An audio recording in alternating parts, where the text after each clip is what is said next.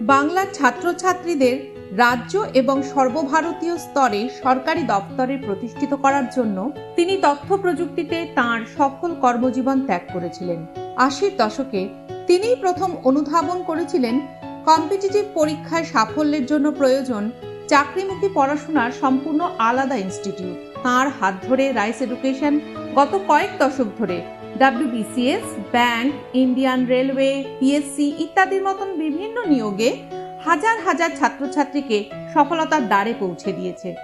আজ রাইস অ্যাডামাস গ্রুপের কর্ণধার প্রফেসর ডক্টর সমিত রায়ের জন্মদিন, রাইস এডুকেশনেরও জন্মদিন।